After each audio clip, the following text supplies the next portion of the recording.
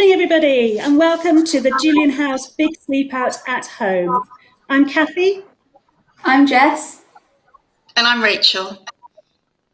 And we're delighted that you've all joined us this evening, but we're also sorry that we can't be with you in person. We should have been holding sleep-outs in Bath. It would have been the 12th year in Bath, in Exeter and in Basingstoke this evening. But due to COVID, unfortunately, we can't do that. So we've brought you all together in one evening instead. And hello to those of you that have tuned in to help support those who are going to be sleeping out tonight. We're very welcome to be here. We've put together a short programme of clips and interviews for you this evening that will run until about 9:30. We hope that these will entertain you, will make you feel part of a bigger event, and that will show the impact of the sponsorship that you're raising and what that will do to so many people's lives. I'd like to say a very, very big thank you to Bowline and Corporate Events who've helped us with the technology this evening. We certainly could not have pulled it off without their help. Thank you. So during the evening, you'll hear from our CEO, Helen, and she'd like to say a big thank you, obviously, to everyone taking part tonight. You'll also hear from our patron, Dr. Phil, who's coming up in a little bit. We've got a whole host of activities for you. So we've got a mindfulness session, we've got some music from a band called Worried About Mike, and we'll also be hearing from some of our support workers. So that's Suad, Gemma and Becky, who will be talking about our services and how we support people who are experiencing homelessness. And obviously by you guys sleeping out tonight, the awareness and the funds that you raise really help our services to help rebuild lives. On top of that, we'll also be hearing from some of the people that we support. So we've got a young lady called Kate, and we'll also be chatting to a gentleman called Chris Stewart. And we helped him over 20 years ago in our services to rebuild his lives. So we're having a one-to-one chat with him later on in the programme. So before that, make sure you've got everything for the night. I hope you've got all your layers to wrap up warm. You've got all your waterproofs. It's looking to be dry tonight, but it will be quite chilly. So make sure you've got all your hats, your gloves, everything to keep you nice and warm. And a really good tip is to bring a plastic bag with you so you can put in your boots to make sure they're dry and stay dry overnight as well. For the sleep out, for anybody who's done it before and everybody new, it's obviously not about recreating homelessness. You know, sleeping out for just one night doesn't give you the harsh reality of what it would be like to do all the time, but it does give you that really tiny glimpse. I'm sure if you wake up in the night, it may be a little bit cold, it will be dark, it may be a little bit frightening. But have a think about what that must be like to do every single night. And by taking part in tonight's event, you're helping those people so that they don't have to do it. So thank you. So tonight is all about raising awareness for those who are forced to sleep on the streets every night and about raising funds. So we at Julian House can continue to deliver our vital services in Bath, Bristol, Devon, Dorset and Exeter. The work we do supports over 1,900 vulnerable homeless men and women all throughout the year. But COVID-19 has had a devastating effect on our income streams. Our fundraising events have had to be cancelled, our charity shops have been forced to close for most of the year, and government funding is looking uncertain. So the money you raise tonight is really crucial to going towards helping people like Chris and Kate, whose stories we'll be hearing a little bit later on tonight. But most of all, we want you to enjoy this evening. Hopefully you received your packs in the post with your selfie frames, and we want you to use them taking lots of photographs this evening by your sleep out dens or in the garden, in your homes, by where you're going to be sleeping tonight. And of course, get on those socials, let your friends and family know what you're up to this evening. And don't forget to tag us in using @JulianHouseUK and using the hashtag #JulianHouseSleepout. But we hope you enjoy the next hour or so. We'll have a catch up later, but for now, I'm going to hand you over to the CEO of Julian House, Helen. Hi everyone, my name's Helen Bedzer. I'm the Chief Executive at Julian House. We're so proud that so many people are taking on this challenge for us tonight. It's an amazing thing you're doing for us. We've been running this event for 12 years now, and we've never sought to pretend that spending one night out is the same thing as actually experiencing homelessness, especially rough sleeping. But one cold night slept outdoors will give a glimmer of the harsh realities and the difficult conditions that people face when they haven't got a safe place to live. Of course, you'll have the option perhaps of popping indoors for an extra blanket or a toilet break, and that's not an option for the people that Julian House support. If you have some tough moments tonight, please keep in mind the thoughts of a warm shower, a nice breakfast, and a home that you can go indoors to in the morning. For too many people, sleeping out is not an evening of fundraising. It's a desperate reality.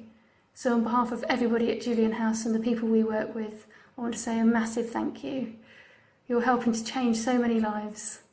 Can I say an extra special thank you to the children and young people as well who are taking part tonight, and of course your parents, carers, guardians. You're all legends and a huge inspiration to all of us.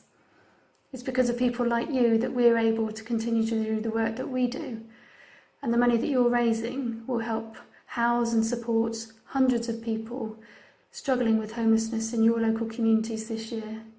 So thank you everyone. I hope you have a good night, that you remember it forever, and that you feel amazing about yourself in the morning. Good luck. Thanks, everyone. Thanks to Helen there for sharing her video. I hope everybody is ready for the night ahead and is looking forward to our programme of events. As Rachel said, do tag us in your photos. Be sure to tag us at Julian House UK and use the hashtag Julian House Sleep-Out. Keep sharing your fundraising pages. You've done so well so far, so let's keep it up and see if we can get to our total. But now I'm delighted to introduce you to our patron, Dr. Phil Hammond, and he'll also be announcing the winner of our poetry competition. So over to Dr. Phil.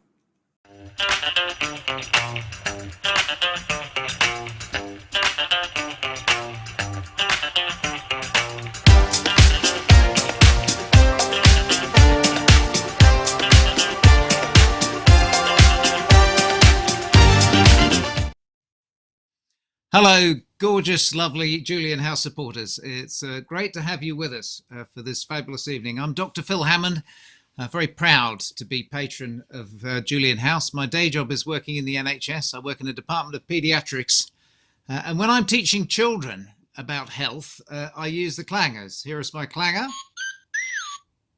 Clangers, as well as being a lovely children's TV program, stands for the Fundamentals of Health. It's an acronym. So when I teach people to think about their health, Clangers stands for Connect, Learn, Be Active, Notice, Give Back, Eat Well, Relax. Connect, Learn, Be Active, Notice, Give Back, Eat Well, Relax, Sleep. Now, as a doctor, I know if everybody was able to do their clangers every day, we'd hardly need the NHS. But we know that if you're living on the streets, it's pretty tough. There are 400,000 children in the United Kingdom who don't have their own mattress to sleep on. Just imagine that.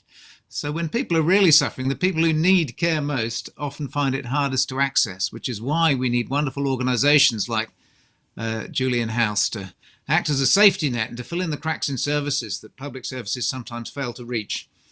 So what I'm particularly proud of as I work in paediatrics is that children have entered a wonderful poetry competition. There's a great prize. There's a £50 Morrison voucher and a book, lovely book called Elvis that's going to be given to the winner. And I'm very proud to say the winner is Georgie Powell. Georgie is age 7, and I've been given the enormous privilege of reading out her winning poem. So here's Georgie's poem. It's cold and wet tonight, so windy you could fly a kite. I shelter in a doorway where I have sat all day. I'm so hungry it hurts. I've eaten nothing all day and never desserts. I'm scared and I'm sad. Everyone that looks at me thinks I'm bad. I pull my blanket tight around me, wishing for a hot cup of tea. I wish I'm safe tonight as I sleep, whilst I curl up tight and weep. That's just quite an extraordinary poem for someone 7 years old. Extraordinary empathy and insight. I hope Georgie is sleeping out tonight as well. Just imagine having to do that every single night. Thank you, Georgie. What an extraordinary poem. And you'll have your own copy of Elvis by Helen Bryan, a £50 Morrison's voucher. Delighted to say that Helen will be reading Elvis to close the part of the entertainment this evening. So I'm now going to hand you over to a wonderful young woman called Kate, who wishes to tell her story. Kate is someone who's been greatly helped by the services that Julian House have to offer. So let's hear Kate's story now. I had a brilliant childhood. I was brought up really well. Amazing house. My dad passed away. He committed suicide when I was 11 years old. It basically kind of broke the family a bit. We all kind of separated within the next 2 years after that. By the age of 14, I was doing heroin with some of my family. I've been on heroin for probably almost 9-10 years, also the crack. Basically, I ended up homeless in Bath for about 2 to 3 years, just me and my brother. And it was at the point where I'd been on the drugs for so long, where it was just a way of healing pain, getting rid of the pain, and realising that I had no family left. We'd all kind of separated and I wanted it back. So I kind of decided that, you know, I needed to get my life back on track, get off the drugs. I joined the service with Julian House and basically got all the support I needed. And I've been clean now for almost a year off of all the drugs. And I am now looking at college courses and trying to get into my next stage of housing. I want to go to college. I am not 100% on what career I want. I have thought about fashion and design, music, or if not, animal care. I want to qualify and get a forever job, basically, and have enough to get my own home and maybe start my own family one day.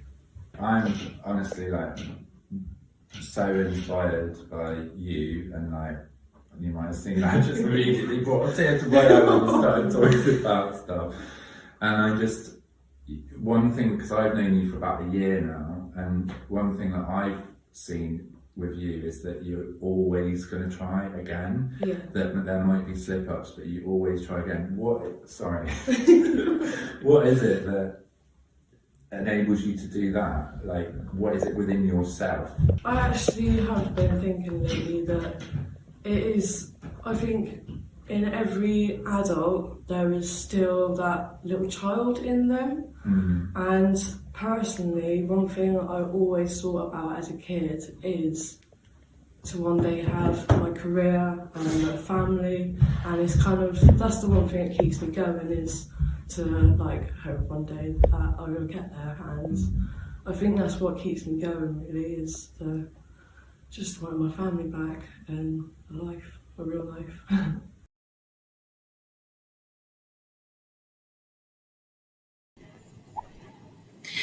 Thank you, Kate, for sharing that very, very inspiring story with us. Now we're going to hear from 3 of our colleagues at Julian House, who'll be talking about their roles, how we support the people in our care, and some of the key challenges they face.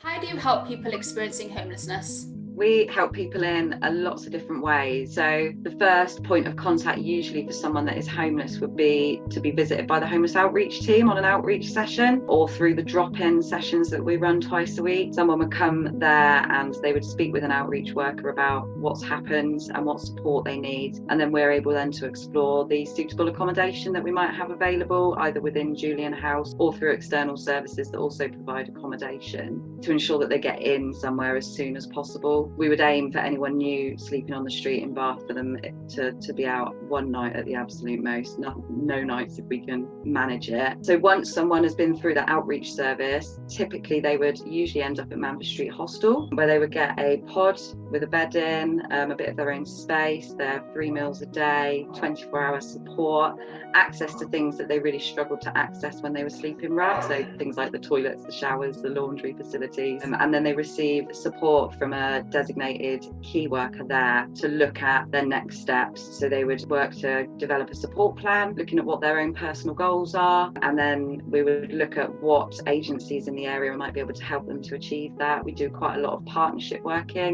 with local mental health services and drug and alcohol treatment agencies, as well as the kind of employment training education agencies, because there's lots of need in that area. Particularly at the moment, we provide a lot of support around digital inclusion as well, to enable people to engage with different services. And then from Manvers Street, someone typically would then either go into their own accommodation if they're very, very low support. If their support needs are higher, then we would look at other supported accommodation in the area where they can stay then for up to 2 years, sort of continue developing their independent living skills and working towards achieving their goals.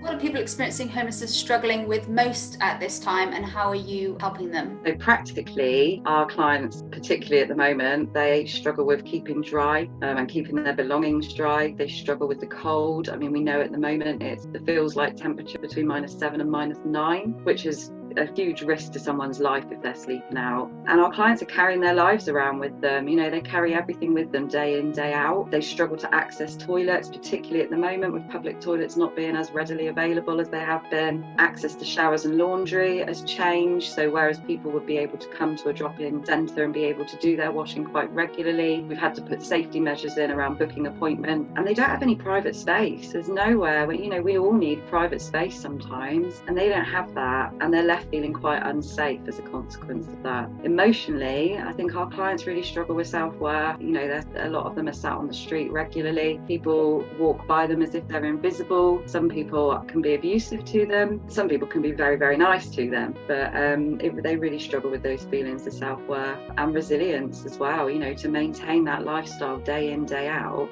it just knocks someone's resilience. I don't know how anyone would cope in that situation. So the things that we do to help, we're very much out on the street a lot. Our outreach team go out very regularly with coffee and biscuits, and they engage with the local rough sleeping community. We look at what they need. So we would ask for donations of sleeping bags, and we get a lot of sleeping bags coming through that we're able to provide clients with if they are sleeping out.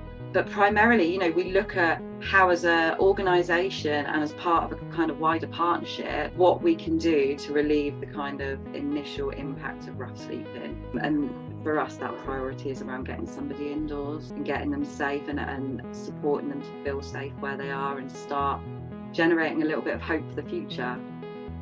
Why and how do people become homeless? Oh, there's so many reasons. So someone can lose their job and no longer be able to afford their rent, and they would lose accommodation that way. We see quite a lot of relationship breakdowns where one partner has had to leave the family home. Other people with long-term debt issues that they've just not been able to keep on top of. Lots of trauma at home. We see families, couples that may have lost their children, they may have been taken into care. Through that trauma, we do see parents abandoning their accommodation because they can't bear to live there anymore, which is completely understandable. It makes sense that they might feel that way. And then we get other people that are asked to leave by family and friends, or landlords selling properties and not being able to find another property. And then I guess people that end up going to prison on a lengthy jail sentence, you know, they if they're on benefits or they were paying the rent themselves, they're not able to do that anymore, so they can lose their accommodation through that route as well.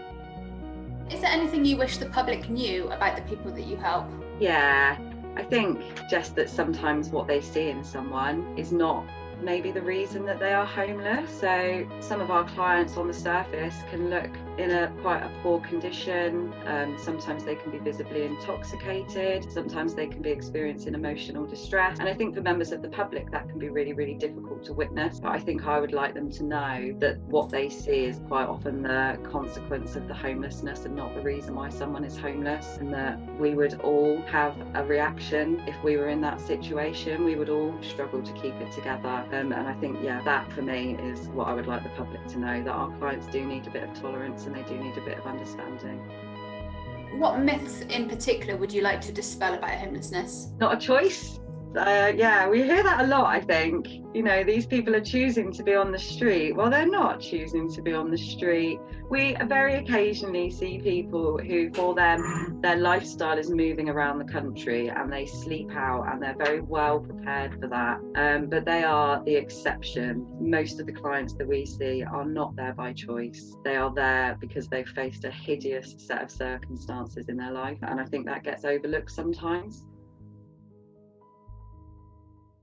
So tell me what happens when someone first comes into the hostel and how you help them move on to supported accommodation. So when a client first comes into the hostel, they are greeted by a hostel support worker who will go through an induction basically into the hostel, talk about the rules, what we do, what they can expect from us in terms of support. They will then be given a pod, and within a week, myself or Sarah, the other casework coordinator, will pick them up and go through basically all the paperwork that needs to be done. So we do an initial assessment with them, which will establish exactly what their needs are and how we can help them. We then write a support plan.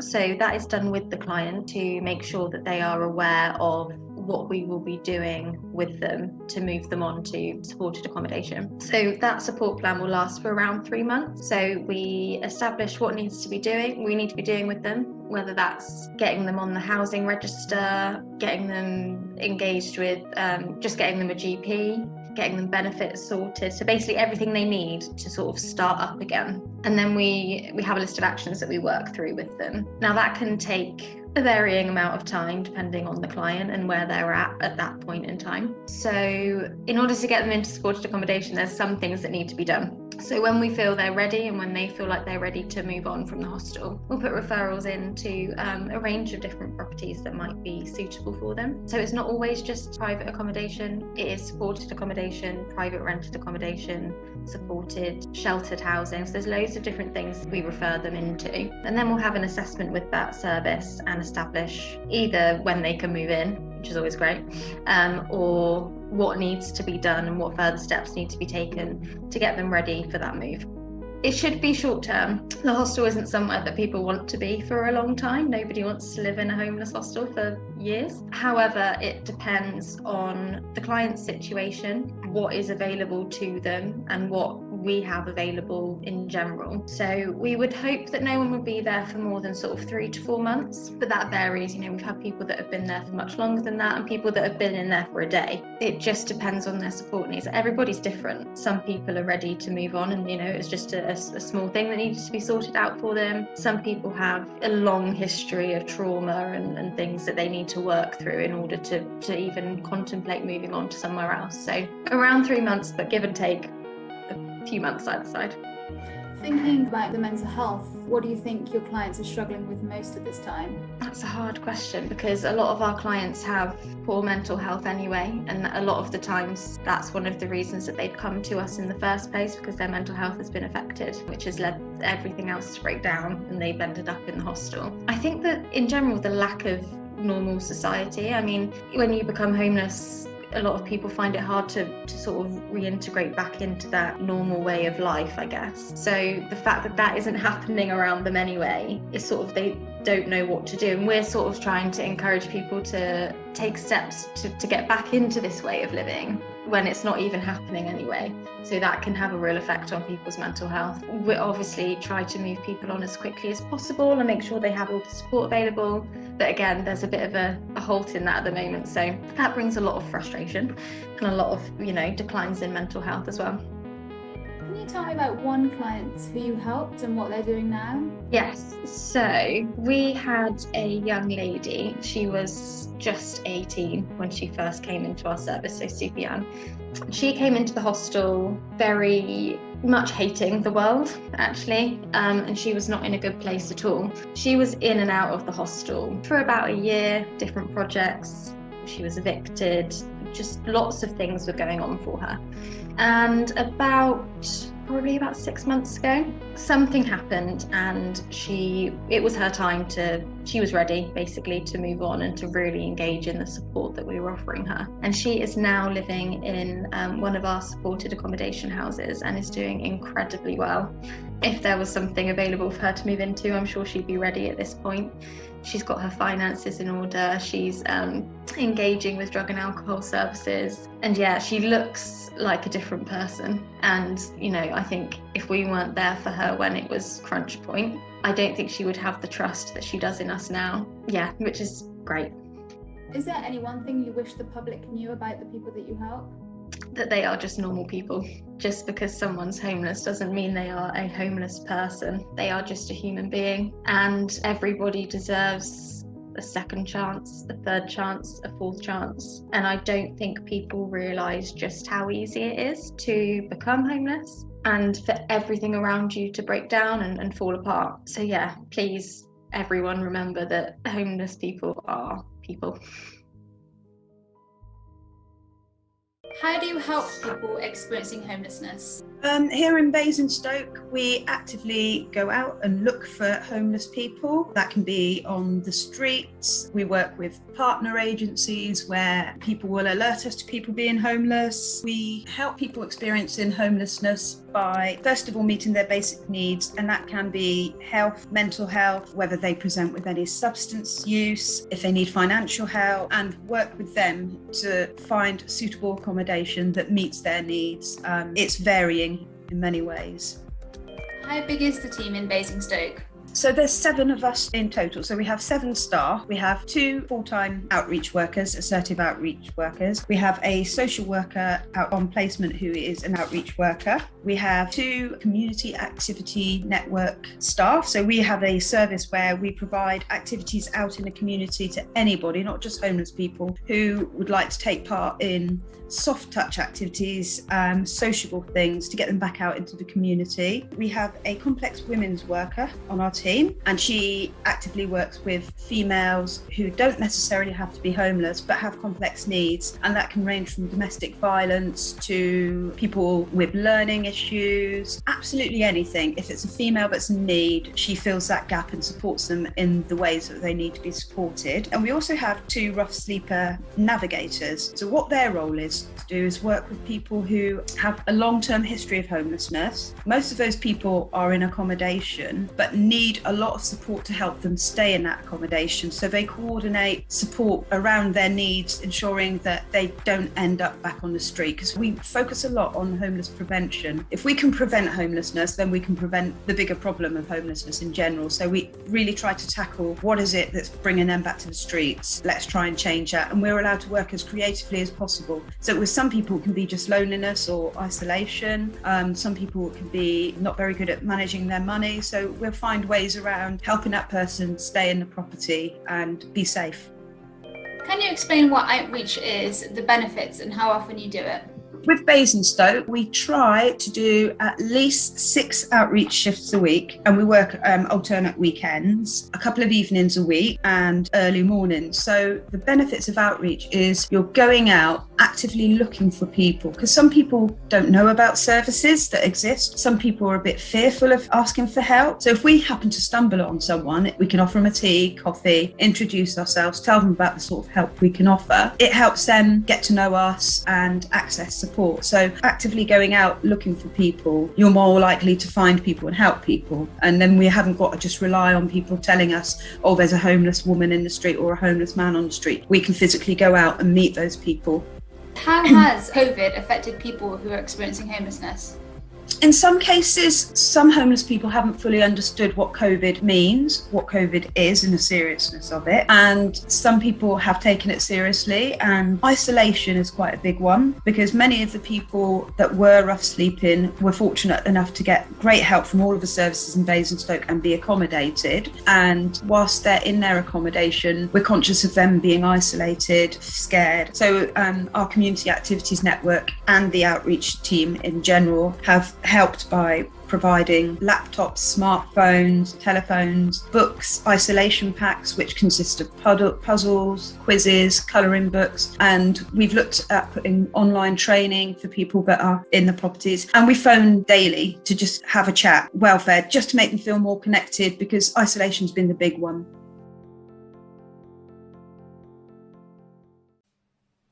Thank you to Becky, Gemma and Stewart there, talking about our services and how we support people who are experiencing homelessness. And that's exactly why you guys are sleeping out tonight and supporting Julian House and raising all that fantastic funds and awareness for people who are forced to sleep out every single night. So thank you so much. You're contributing to a really important cause there. I hope you're taking lots of pictures using your selfie frames and sharing them on social media. Be sure to tag us in using @JulianHouseUK and using our hashtag, which is #JulianHouseSleepout. So next up, we've got some music for you, and this is by a really exciting and up-and-coming street performer and travelling musician who's called Michael Mcdonald, and he's known as Worried About Mike. So enjoy. Good evening, ladies and gentlemen. My name is Michael Mcdonald. I've been invited along this evening by the very kind people at Julian House to play a very short set for you. The short set is going to be 20 minutes long, which is 5 songs, and I hope that you enjoy them as much as I'm going to enjoy playing them for you. So I'll jump straight in. The first song I have for you is by Miss Tracy Chapman, and the song is called Fast Car.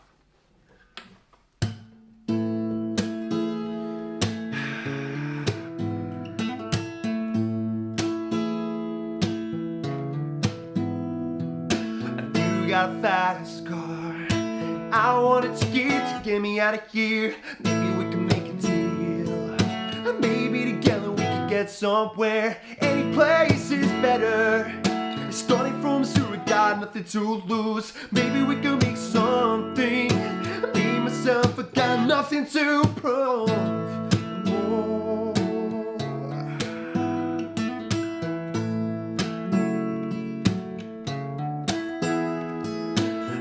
Got a fast car, and I got a plan to get us out of here. Working at the convenience store, managed to save a little bit of money. We wanted to drive too far, across the border and into the city. You and I can both get jobs, finally see what it means to be living.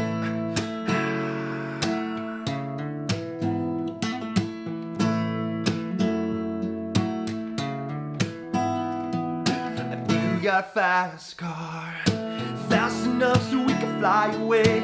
We gotta make a decision, leave tonight or live or die this way.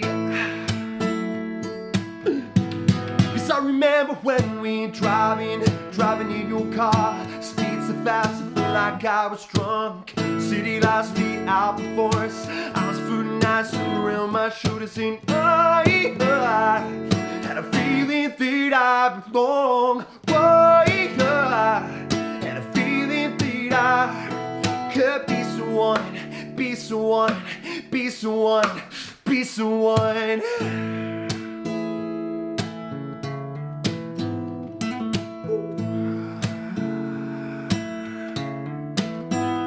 I said my old man had a problem. He lived with the body's the way it is. His body's too old, working. His body's too young to look like his. My mom went off and left him. Wanted more from life that he could give, so then he's gotta take care of him. I packed up school to what I did know. Oh.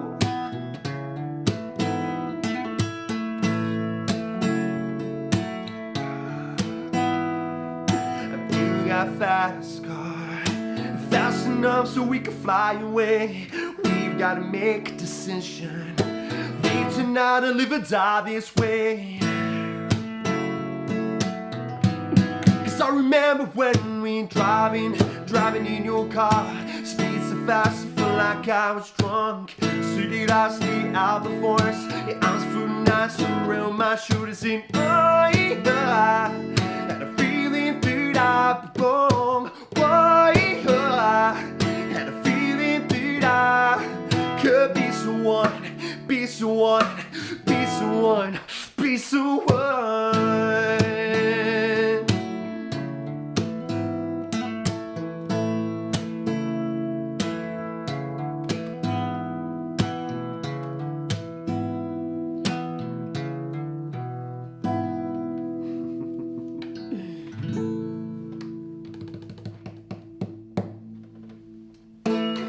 Ladies and gents, that song was called Fast Car. I'll just take 10 seconds to tell you about myself just a little bit. I'm a street performer, ladies and gentlemen, a wedding singer, pub singer. I've been doing this for 16 years, going on 17 years now. If anybody would like to book me, you can get me on 07765 780 226. And you can also find me on Facebook, Instagram, TikTok and Twitter as well. Cheeky little plug there. I'll move straight into the next song, ladies and gentlemen. This next song I have for you, this is a song that I used to warm up for on some cold sessions when I'm out street performing, busking. This song is called Hallelujah, ladies and gentlemen, and this is my rendition.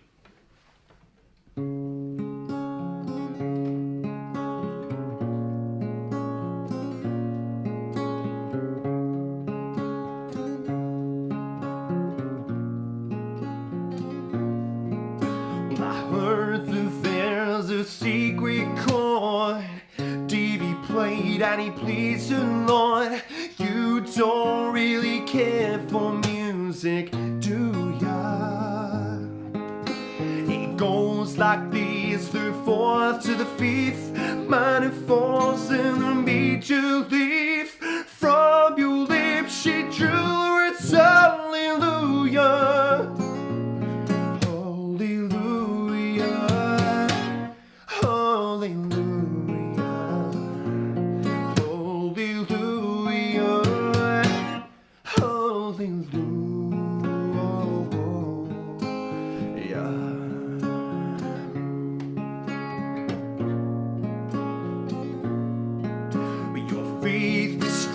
You needed proof, saw you bathing on the roof, beauty in the moonlight all through ya.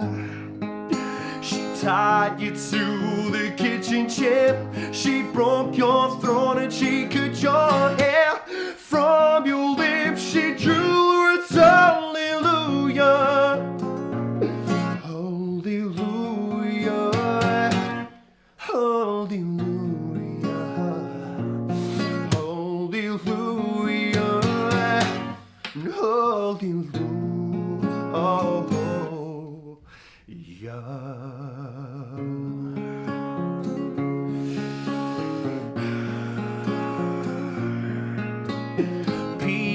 I've been here before, know this room and I've walked these floors. Used to live alone before I knew ya.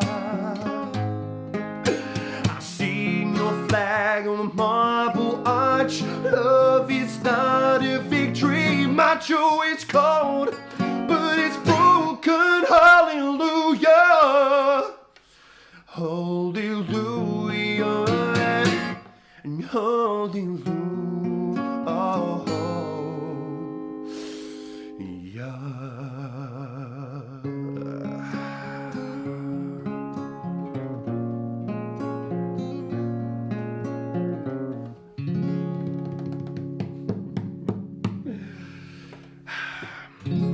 That song was called Hallelujah, ladies and gentlemen. Well, my friends, the next song I have for you is a lovely number by, drop my plectrum, by Mr. John Lennon. This song is called Imagine, and I hope you enjoy it. Thank you very much.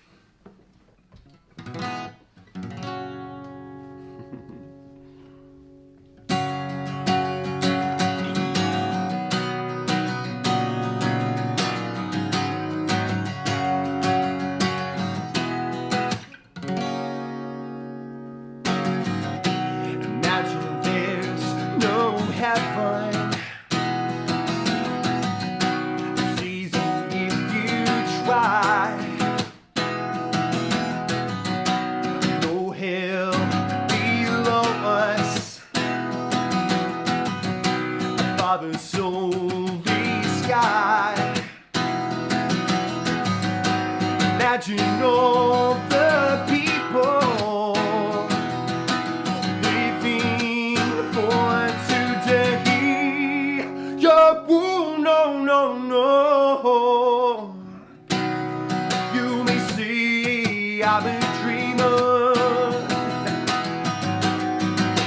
I'm not the only one. But someday we'll join us. But the world could leave us. Whoa, whoa, whoa. No, no, no.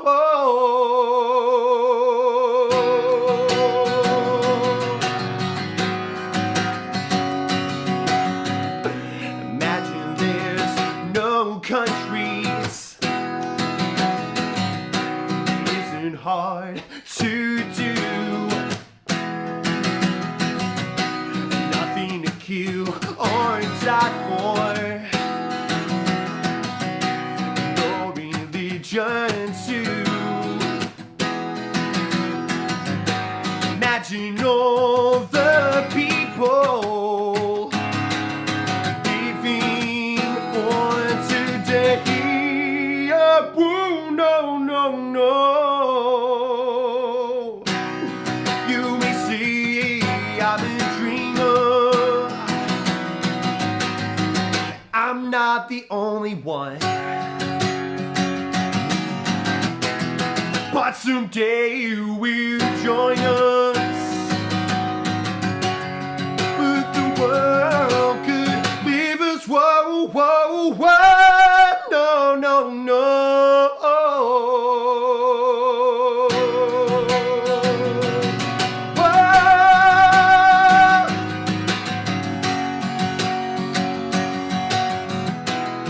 But the world could live as one.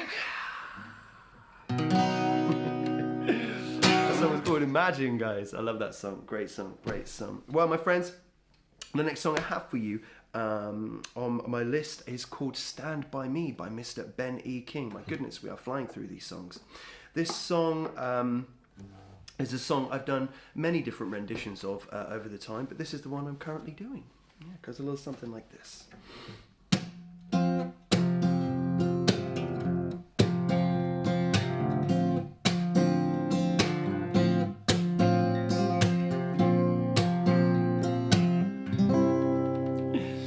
When the night is calm, the land is dark, and the moon is the only light we'll see. No, I won't be afraid. No, I won't be afraid. Just as the whole I just stand by me. Here we go. Oh, darling, darling, stand by me. Oh, stand by me. Just as the horn I just stand by me. And if the sky that we look upon, no, crumbles and falls, and the mountain she crumbles to the sea. No, I won't be afraid. No, I won't shed a tear. Just as the horn, yeah, just stand by me. Here we go. Oh, darling, darling, stand by me. Oh, stand by me. Just as the horn, yeah, just stand by me. Oh, darling, darling, stand by me. Whoa, stand by me. Just as the horn, as you stand by me. Woo.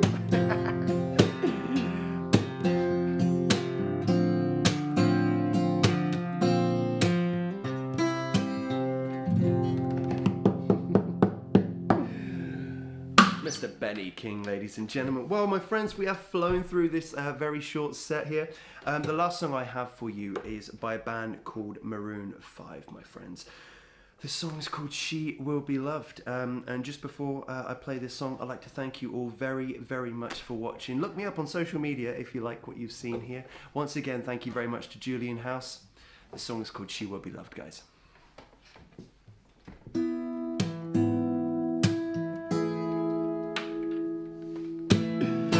On my window, knock on my door. I wanna make her feel beautiful. A beauty queen at only 18. She had some troubles with herself. We could have drove for mercy, mercy wells up at your door. Yeah, no, that's many times, but somehow I want more, whoa, whoa. And I don't mind spending every day. How you could I in the pouring rain? Look for a girl with a broken smile. I asked you if you wanna stay a while. She will be loved. Now she will be loved. Whoa, whoa, whoa. Now he was always there to help her. She always belonged to somebody else. Now that she always got so insecure, does it matter anymore? It's not always rainbows and butterflies, it's compromising moves so long. Now that you know the front door's always open, come anytime you want. And I don't mind spending every day. How you could out in the pouring rain? Look for the girl with the broken smile. I asked you if you wanna stay a while. She will be loved. Now she will be loved.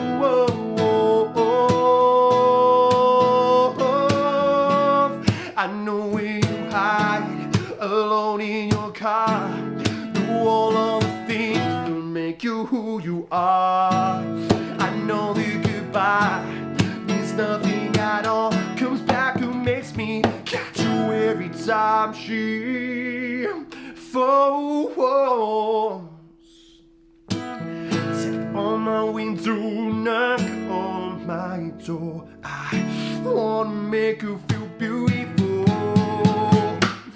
And I don't mind spending every day. How you could out in the pouring rain? Look for the girl with the broken smile. I asked you if you wanna stay a while. She will be loved. Now she will be loved. Whoa, whoa, whoa.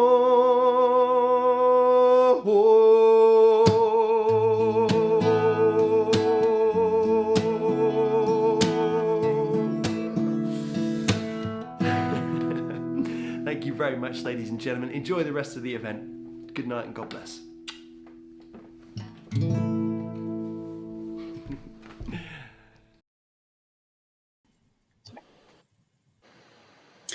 We're joined this evening with Chris Stewart. Chris found himself homeless and in need of our support around 20 years ago. With help, he's rebuilt his life and now uses his experiences to run Minding Minds, a company which provides mental health first aid training courses across the UK. We're delighted that he's joined us today and is going to speak about his journey. Chris, thank you so much for joining us. Would you like to share your experiences with us? No, thank you, and it's absolutely lovely to be here, and I'm really grateful for the opportunity, and thank you so much to all of you who are out there raising funds tonight. And hopefully I will be able to kind of give you a personal reason as to why what you're doing tonight is so important. So here I am today. You know, I'm managing director of my own company, and all is well. But 25 years ago, that wasn't the case. I was just turned my 30th birthday. I had undiagnosed bipolar disorder. I was a street homeless alcoholic, and I'd ended up there in the space of just a few weeks. I'd lost a relationship, I'd lost housing, I'd lost a job, and almost before I knew it, I was stood outside Julian House one night because I had nowhere else to go and was completely broken. And first of all, you know, I just have to say that anybody who ends up street homeless is not there through choice. I've yet to meet. I worked in substance misuse treatment for years and years, and I've yet to meet anybody who turned around to a careers officer aged 15, said by the age of 25, could I please be street homeless with a drug or alcohol habit or a mental health condition or any of that. Nobody chooses it. It's not a place that anybody should have to end up.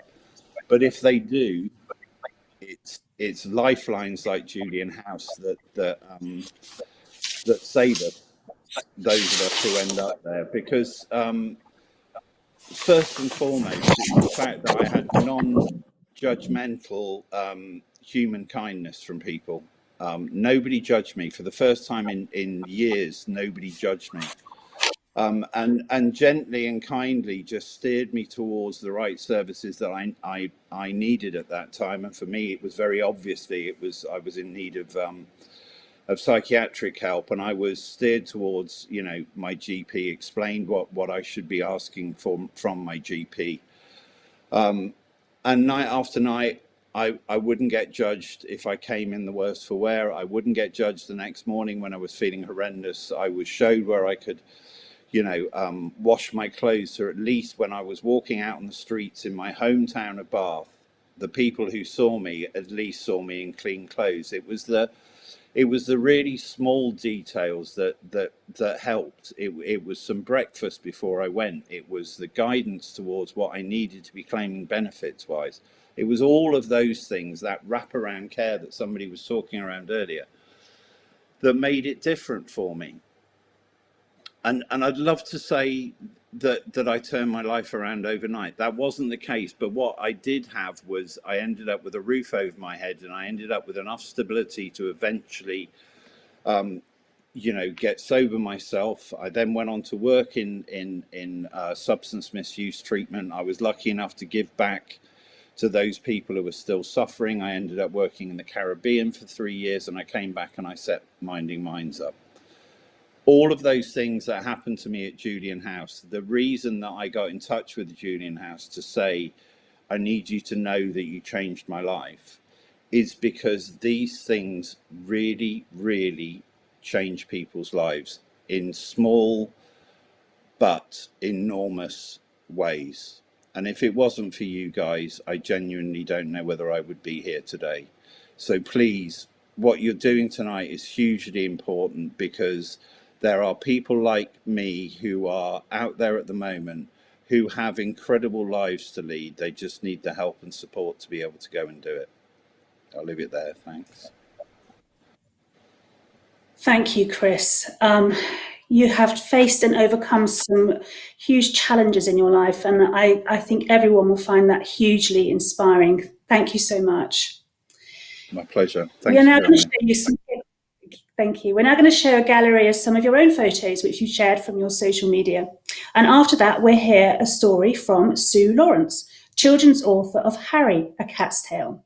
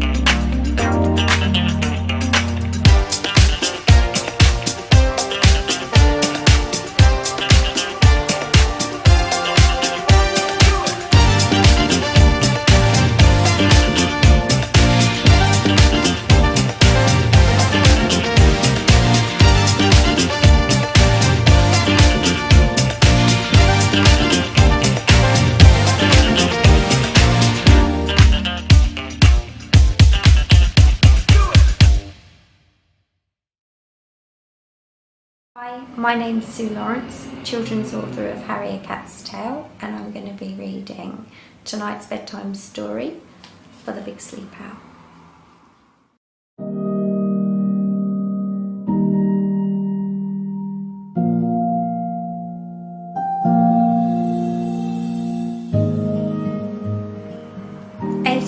Pavilion Way is where you will find a rather large tabby cat called Harry. He lives there with his brother and his mum, who adopted him when he was just a kitten. Most mornings you will find Harry stretched out in his favourite place, fast asleep on the sofa. Harry woke to find himself once again outside number 89. As he stretched and sat up, he thought to himself, what a perfect day. The sun was just coming over the treetops and the garden was starting to come alive.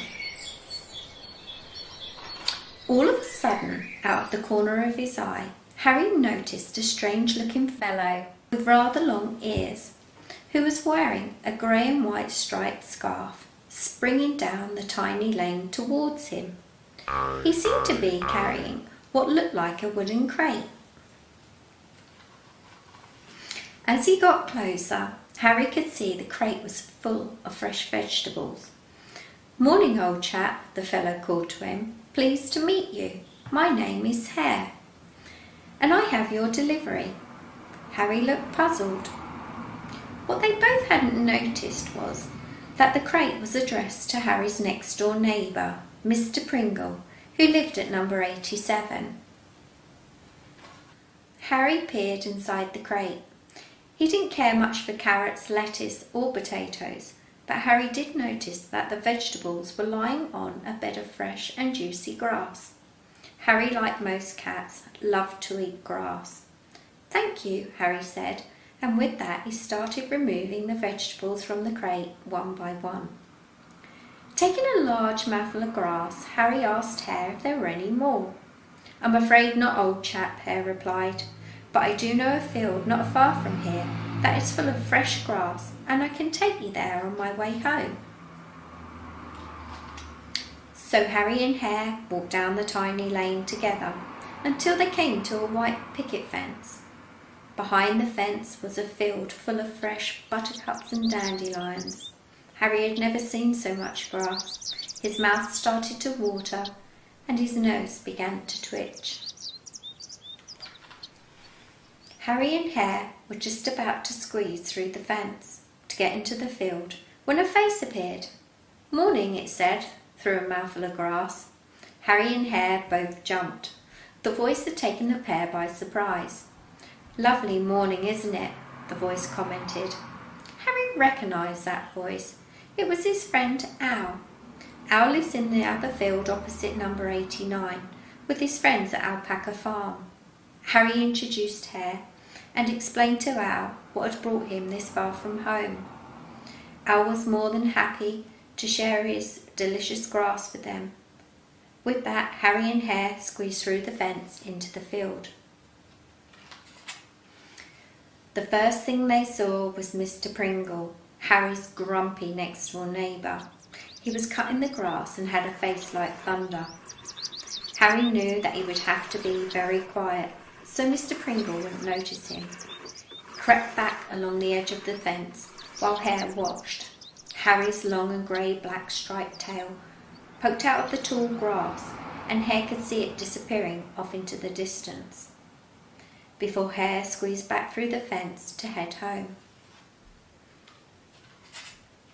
Now Harry was safely in the field. He had never tasted such fresh, juicy grass before and couldn't help himself.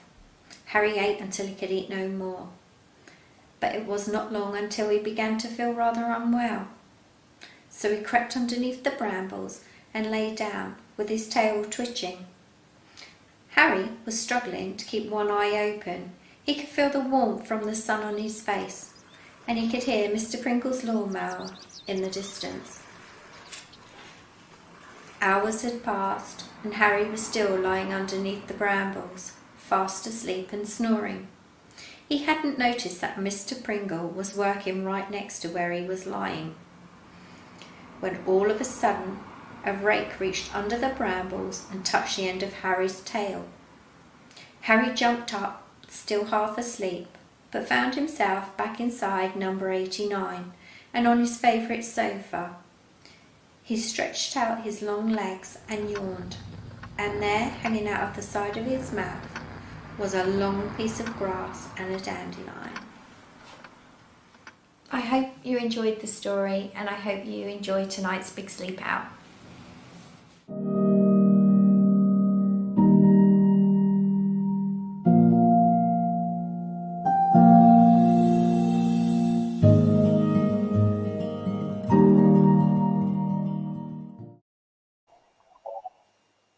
Hi, my name is Nicola Mcdonald and I'm a mindfulness coach.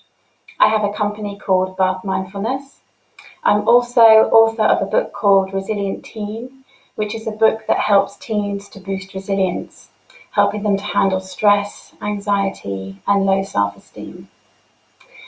So I'm just going to explain a little bit about mindfulness before I run a short body scan. It will be a seated body scan. So mindfulness involves paying attention to the present moment. So you're not worrying about the future, which is often linked to anxiety, and you're not ruminating on the past, which is often linked to depression. You're focusing on right here, right now, this moment.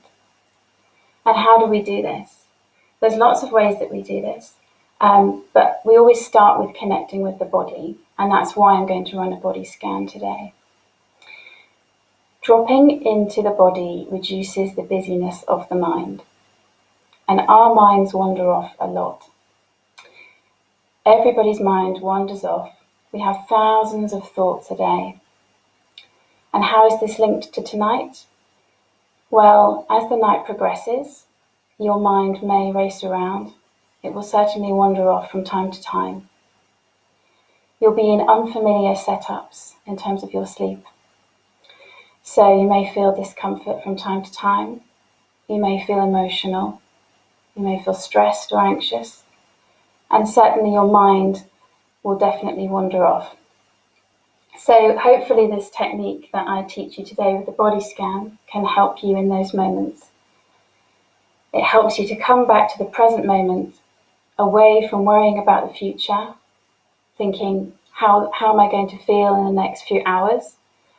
And it's away from the past, perhaps thinking, last night I was in a comfy bed. So, practicing mindfulness. Let's start with the body scan. You need to be in the correct position. You can be sat on the floor, or you can be sat on a chair. If you are sat on a chair, make sure that you've got your feet firmly planted on the floor. Make sure that your legs are at a 90 degrees angle. So definitely ensure that they're firmly planted, they're placed flat on the floor. And ensure that you have a straight posture, but your shoulders aren't up here. So make sure that you give them a bit of a wiggle if you need to. Mine sound a bit crunchy right now. Resting your hands comfortably on your lap, just loosely. You don't need to have them in some sort of position like that, just comfortably on your lap. And then you lower your chin and close your eyes if you're comfortable, but you can leave them open and just lower your gaze if that's more comfortable for you. I'm going to close my eyes as I run you through this. So before we start, I want to remind you that minds wander off. This is normal. So as your mind wanders off and you start indulging in thinking, you bring it back to the present moment by tuning into the body part that I'm covering in the meditation, or tuning into your breathing.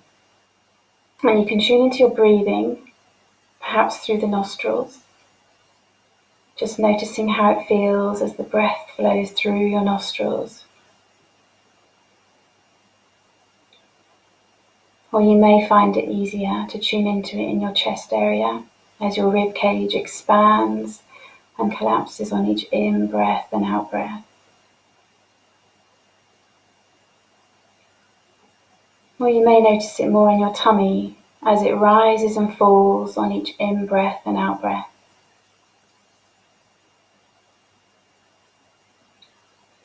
So if you feel like your mind's wandering off during the meditation, you can always anchor yourself in the present moment with your breathing. So now let's start with this body scan. We're going to pay all of our attention to our feet. So imagine shining a torchlight on your feet right now, focusing on all four corners of the feet, firmly planted on the floor. Or if you're sitting cross-legged on the floor, just simply tuning into your feet in whatever position they're in. And tuning into your toes, connecting with your toes one by one, perhaps giving them a wiggle if it helps. If you're completely new to mindfulness, sometimes it does help to move your toes just a little bit to connect with them. So your torchlight is shining on your feet. Now imagine your torchlight is moving down along your foot to your heel, to both heels, and then along to your ankles, and slowly up the back of your calves.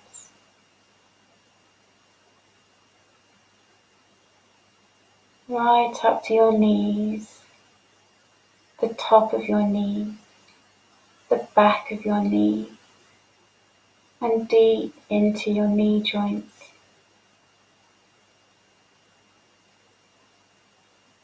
And then your torchlight shines along your thighs. And if you're sitting on a chair, right up to your buttocks on the chair, and just sinking into this practice. And if you're sitting on the floor, just feeling rooted here in this moment, with your legs and your buttocks just firmly grounded. And if your mind has wandered off, just guide it back to the present moment. If you imagine that your mind is like the sky, and your thoughts are like clouds that come and go. And each thought cloud is different in shape and size. And some thought clouds stick around longer than others. So just let them pass by. And if something is really vying for your attention, you can label it, perhaps as worrying or planning, and then allow it to pass by.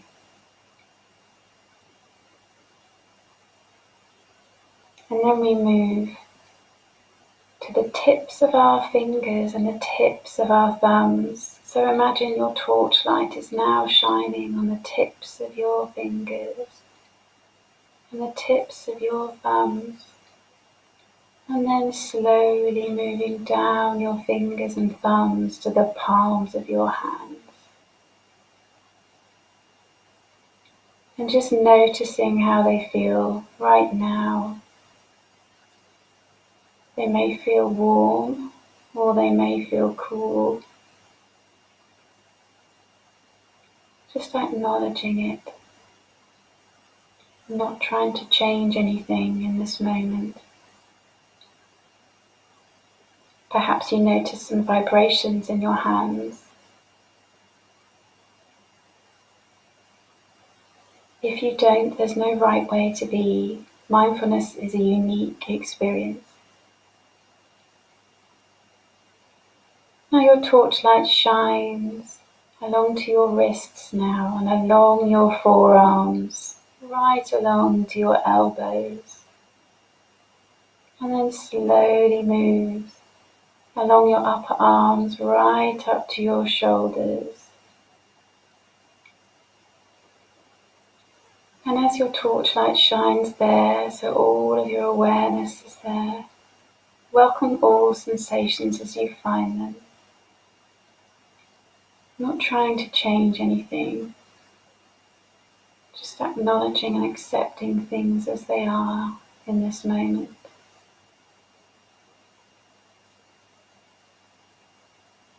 as we move our torchlight to the lower part of our backs, and then slowly and gently move up the spine, vertebra by vertebra, taking in the lower back, right up to the middle of your back, and then slowly and gently right up to those shoulders again. As we move to the abdomen, and I invite you to place a hand over your tummy, just comfortably. And here you can notice the rise and fall of your breathing. Rise and fall of each in-breath and out-breath.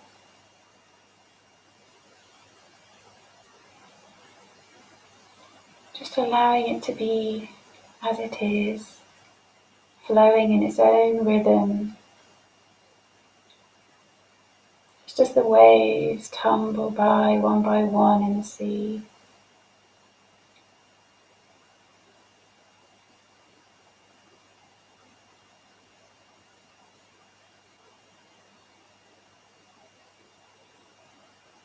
And if your mind has wandered off, bring it back to the present moment. Keep tuning into your breathing as our awareness, our torchlight now shines on the chest area. Just noticing how it feels as your rib cage expands and contracts on each in-breath and out-breath. And you can place your hand back down on your lap if you haven't already.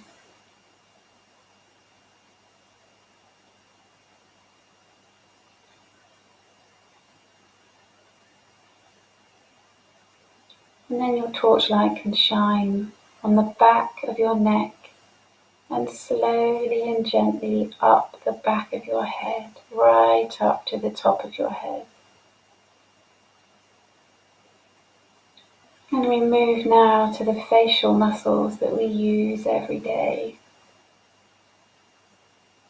We go to the eyes, the eye sockets, and all of our awareness is on our eyes, on the eyelids, and taking in the eyebrows and the space between your eyebrows.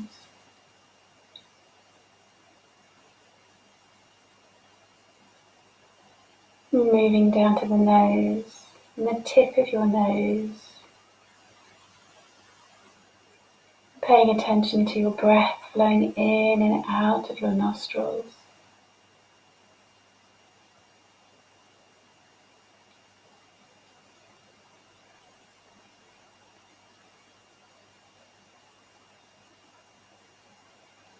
And then paying attention to your cheeks. And then down to your lips, and your teeth, gums, tongue.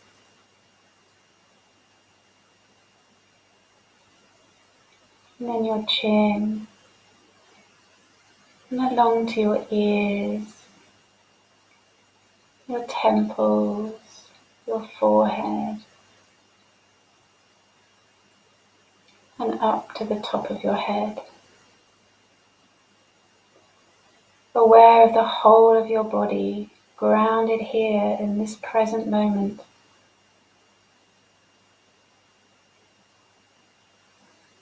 Not worrying about the future, not dwelling on the past. Rooted here in this moment, with your feet firmly planted on the floor, your buttocks on the chair or on the floor. From the tips of your fingers and thumbs, from your shoulders, from the top of your head, the whole of your body grounded here. focus purely on the present moment.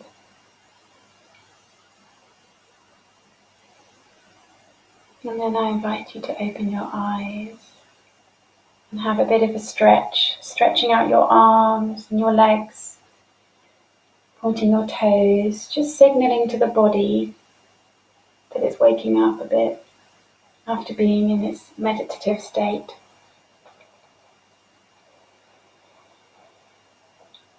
And that's the end of the body scan practice. And thank you for taking part. Thank you, Nicola, for that wonderful mindfulness session. And I hope you're all feeling rested and kind of prepared now for the evening ahead of you. Before that, though, I'd like to pass over to Helen Bedzer, who has written a lovely book, which she'll tell you about herself. Hello to everyone at the Big Bath Sleep Out this evening. My name is Helen Bedzer, and I'm the author of a book called Elvis that was published late last year. It's a children's picture book, and I've aimed to raise awareness of homelessness in the book. So I hope you enjoy it. You are about to hear it. You're about to hear a version that was narrated by a friend of mine, Stephen Kinman, who the younger viewers tonight will know as CBeebies Robert the Robot. And he's also the voice of Fireman Sam too. So he tells the story beautifully. I hope you really enjoy it. Thank you very much to Julian House for asking to use Elvis tonight and for asking me to record this message. It's a great honour to be involved in such an amazing event. And finally, and most importantly, well done to everyone sleeping out tonight. I've worked in the homelessness sector for a long time. It won't be easy this evening, but what you're doing makes a massive difference. So you should all be really proud of yourselves, and I hope you have a great night. Thank you very much. Bye. Elvis. Written by Helen May Bryan. Illustrated by Chantal Begogne. Published by P. Hen Publishing. Meet Elvis. Elvis is friendly, and Elvis is large. He loved his job at the local garage. He worked with his friends, Ringo and Paul. He was happy-go-lucky, no worries at all. Now, Elvis had always lived in his town. He was known as the best mechanic around. He was cheerful, funny, and super strong. He could even pull broken cars along. Then one day, everything changed. The boss, Mick, arrived with his wife, Charmaine. "I'm sorry, boys. We're moving away. You've all lost your jobs and must leave today." Elvis was worried. What would he do? He worked at the garage but lived there too. He loved his job. He liked his home. He was scared and felt completely alone. Ringo and Paul were also sad. With no room at their house, they felt really bad. "Oh, Elvis," they said, "where will you go?" "I'll be all right, boys. I'm tough, you know." The next day, Elvis emptied his flat. He picked up his bags and said, "Well, that's that." As he left the garage and walked down the lane, he wondered if he'd ever be happy again. Elvis walked until it got dark. Once he was tired, he sat in the park. As it started to rain, he started to cry. But no one noticed. They all walked on by. Nobody realized it was Elvis sat there. He could have been anyone. They just didn't care. Then all of a sudden, someone sat down, and Elvis slowly turned around. "Hello," said a voice. "I'm Cilla. What's wrong?" "I'm fine," sniffed Elvis. "I'm big and I'm strong." "I can see that," said Cilla, "and it's good to be proud. But I'd like to help you. Would that be allowed?" With a deep breath, Elvis started to chat. He explained the garage and his lovely old flat. When Elvis had finished, Scylla looked at her feet, and with tears in her eyes, she started to speak. Listen, Elvis. I want you to know that I too lost my home not long ago. I slept in this park, right where we are. I used to lie on this bench and stare up at the stars. When you lose your job, your flat, your home, it's lonely and scary being here on your own. Someone helped me, and now I can help you. I do understand what you're going through. I stay in the shelter now on the main road. They help people like us who have nowhere to go. Come back with me. They'd love you to stay. There's food, a warm bed, and games we can play. Elvis was nervous. He still wasn't sure, as Scylla led him up to a green door. As the door creaked open and he walked inside, he felt so small, but was too big to hide. His trunk was shaking, his tummy felt tight, but the shelter was lovely. It was friendly and bright. Welcome, Elvis. Don't worry. We'd love you to stay. Come and sit down.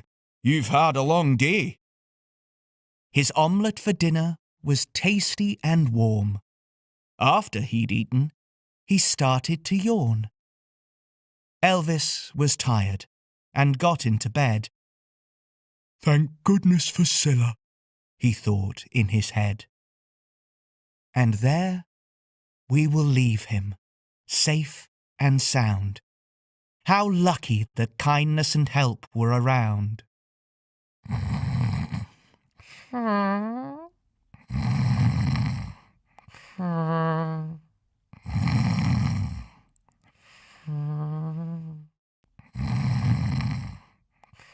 I want you to know that Elvis was fine. He'll get back on his feet all in good time. He doesn't know yet, but things will get better, starting with the arrival of a special letter. Dear Elvis, I hope you are well. I wanted to meet you. My name is Miguel. I've just bought a garage and moved to the town, and I've heard you're the best mechanic around. I would love you to come and work for me. Could we meet? Yours sincerely, The end.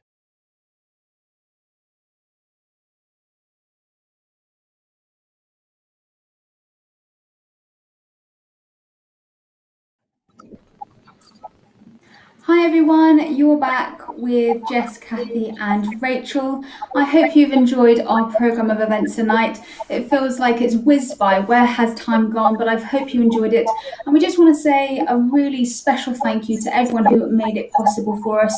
Of course, Caroline and corporate events who've really helped us tonight, but also everyone else who's contributed. I really appreciate, obviously, Becky, Gemma, and also Sue and our support workers taking time to talk to you about our important work and also show what a difference you guys are making by Sunday night and how we can help people who are experiencing homelessness. And also big thank you, of course, to Worried About Mike for his fantastic music set. I know I saw some fantastic comments from you guys on Facebook enjoying his music, so big thumbs up to him. Also, of course, to Lawrence and Helen Bryan for their fantastic readings of their wonderful books. And of course, to Nicola Mcdonald for that wonderful mindfulness session. I'm sure after that we're feeling a lot more peaceful, a little bit of time to reflect on the poignancy of tonight and why we're sleeping out and the reason we're doing it.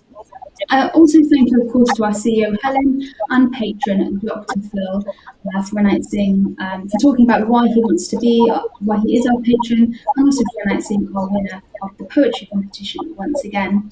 And also, finally, a special thank you to Kate and Chris for being really brave and sharing their stories with us. It really rings true when we're able to hear from the people that we're actually helping. So all the awareness and funds that you're raising tonight is going towards helping people like Kate and Chris to rebuild their lives. So it really shows what a difference your support makes. And finally, a big thank you to you for tuning in and sleeping out tonight. We know it's going to be cold out there. You may get a little wet and you may be uncomfortable, but please remember why it is you're doing this. Very soon, it's going to be light again outdoors. You're going to be able to come inside, have a hot shower, tell your friends and family about your experiences, and probably catch up on some much needed sleep. But remember, the men and women who are sleeping rough tonight won't have that option tomorrow morning. So you sleeping out tonight will go toward providing a better, brighter future for them. So get your sleeping bags, cardboard dens and plastic sheets ready. And remember, while we're not together in person, we are together in spirit.